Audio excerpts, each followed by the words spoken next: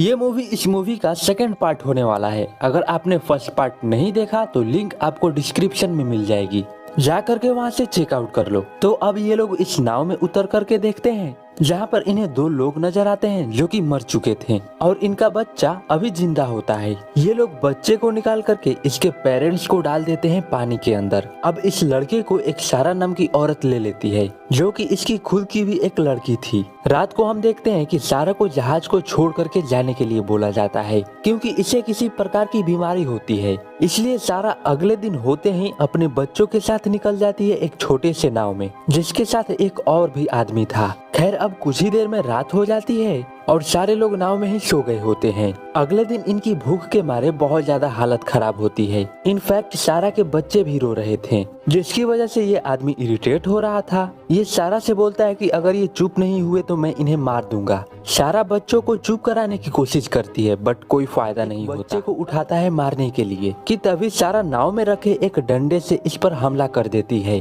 और इसे मार करके पानी में फेंक देती है। अब ये तीनों लोग कई दिनों तक पानी में फंसे रहते हैं और एक दिन फाइनली सारा को एक आइलैंड नजर आ जाता है। सारा लिली एंड रिचर्ड के साथ किनारे पर आती है और यहाँ पर इसे जो भी चीज मिलता है सबसे पहले तो उसे ये ढूंढती है। उन चीजों से ये कुछ रहने के लिए बनाती है। साथ ही इसे यहाँ पर फल वगैरह भी मिलता है। सारा दोनों बच्चों को यहाँ पर सरवाइव करना भी सिखाती है, इन्हें अच्छे से पालती है। अब ऐसे ही कई दिन गुजर जाते हैं। एक दिन इसे यहाँ पर एक घर नजर आता है और ये वही घर था जिसमें रिचर्ड के पेरेंट्स रहा करते थे। सारा दोनों बच्चों को लेकर के इस घर के अंदर आती है और अब ये लोग इसी घर के अंदर रहने लगे थे। सारा को यहाँ पर एक बुक की मदद से पता चलता है कि फुल मून के रात आइलैंड की दूसरी तरफ कुछ लोग आते हैं, इसलिए सारा उस दिन बच्चों को जल्दी सुला दिया करती थी। एक दिन सारा बच्चों को मेल फीमेल के बारे में बता रही होती है कि जब वो बड़े हो जाएंगे तो उनके शरीर में क्या चेंजेस आएंगे, कैसे शादी होती है, मतलब कि ह्यूमैनिटी के बारे में ये सारी बातें बताती है। अब ऐसे ही 8 साल गुजर जाते हैं, जहाँ पर हम देखते हैं कि रिचर्ड एंड लिली थोड़े बड़े हो चुके थे। दोनों काफी हद तक सरवाइव करना भी सीख चुके थे। एक दिन दोनों मछली पकड़ने के लिए समंदर के बीच गए होते हैं, जहाँ इनकी मुलाकात शार्क से हो जाती है। इधर सारा दोनों को लेकर के काफी ज्यादा परेशान भी हो रही थी। खैर ये दोनों कैसे भी शार्क से बचते बचाते किनारे की तरफ आ जाते हैं, जहाँ सारा दोनों पर बहुत गुस्सा करती है। कुछ दिनों बाद हम देखते हैं कि सारा का तबीयत खराब होने लगा था, उसी बीमारी की वजह से जिस वजह से इसे बोट से निकाल दिया गया था। सारा को अब बच्चों को लेकर के चिंता सताए जा रही थी। फाइनली सारा एक दिन गुजर ही जाती है, जिसके बाद रिचर्ड एंड लिली सारा को लेकर के दफना देते हैं। अब कहानी यहाँ से जाती है सीधा 8 साल बाद, जहाँ हम देखते हैं कि रिचर्ड एंड लिली अब दिन रिचर्ड को लिली एक खेल में बेट लगाती है, जो भी इस खेल में जीतेगा वो दूसरी की मांग पूरी करेगा। तो ऐसे ही खेल स्टार्ट होता है और हम देखते हैं कि रिचर्ड हार जाता है एंड लिली जीत जाती है। इसलिए अब रिचर्ड को लिली को कुछ तोहफा देना था, तो रिचर्ड समंदर से एक मोती ला करके लिली को देता है। एक दिन हम देखते हैं कि रिचर्ड लिली को छुप छुप करके देख रहा था, जब लिली खुद को टच कर करके मुस्कुरा रही थी। दोनों उस एज पर थे जब फीमेल एंड मेल एक दूसरे के प्रति अट्रैक्ट होते हैं। एनीवेज रिचर्ड को एक शौक था शार्क के साथ रेस लगाने की, जिसकी वजह से लिली इस पर गुस्सा करती थी, जिस पर रिचर्ड भी इसका मजाक बनाता है और बोलता है कि तुम तो खुद को इधर उधर टच करके मुस्कुराती हो। दोनों में अब बहस शुरू हो जाती है। लिली बोलती है कि तुम मुझे ऐसे नहीं देख सकते। रिचर्ड बोलता है कि तो क्या हुआ, मैं तो बचपन में भी तुम्हें ऐसे देखा करता था।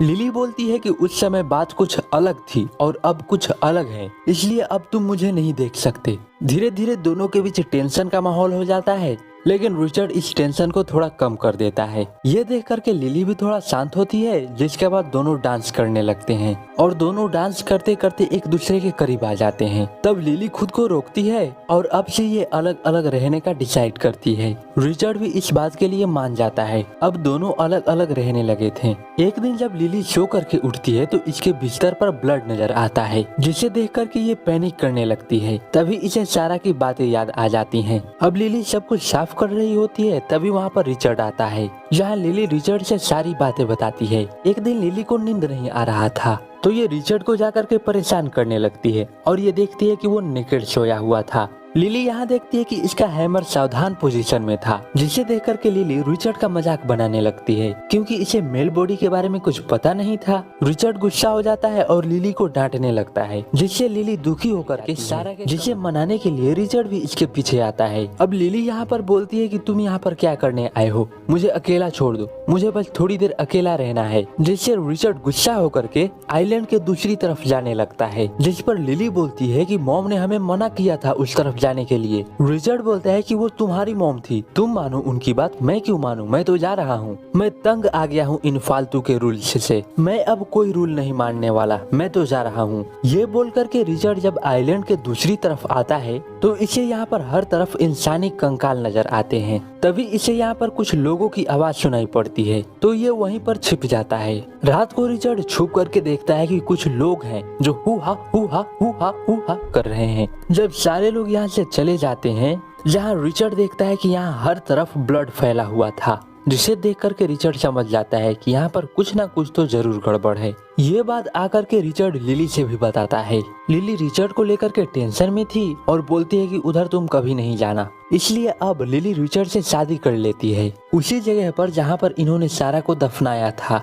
अब ये दोनों काफी ज्यादा खुश भी रहने लगे थे। एक दिन इनको इन्हीं की तरफ एक बोट आती हुई नजर आती है, जिनके साथ गन भी थी। रिचर्ड एंड लिली इन लोगों से बात करने के लिए आते हैं और दोनों खुद को इन लोगों से इंट्रोड्यूस कराते हैं। कैप्टन अपनी बेटी को यहाँ पर लेकर के आया था। ये लड़की समझती है कि ये दोनों भाई बहन हैं। तब लिली बोलती है कि हम दोनों हस्बैंड वाइफ हैं। कैप्टन पूछता है कि तुम लोग यहाँ पर कब से हो, जिस पर ये बोलते हैं कि हमें नहीं पता, हम लोग बस मून को काउंट करते हैं। रात को लिली इन लोगों के लिए खाना बनाती है। खाना कैप्टन को बहुत लजीज लगता है, इसलिए कैप्टन दोनों के लिए कपड़े प्रोवाइड करता है। बट इन लोगों को कपड़े पहनने की आदत तो थी नहीं, इसलिए ये लोग कपड़े खोल करके चले जाते हैं नहाने के लिए। रात को सिल्विया रिचर्ड के साथ अट्रैक्ट होने लगती है और ये रिचर्ड के साथ डांस करने लगती है, जो देख करके लिली को बहुत गुस्सा आता है। इसलिए अगले दिन रिचर्ड ये देख करके लिली को खुद को साफ करने के लिए बोलता है। देन ये सिल्विया के साथ चला जाता है इसे मछली पकड़ने के लिए सिखाने के लिए। सिल्विया इसके साथ फ्लर्ट करने लगती है। इधर लिली आकर के खुद को साफ कर रही थी, तभी वहाँ पर एक कैप्टन का आदमी आकर के इसे परेशान करने लगता है।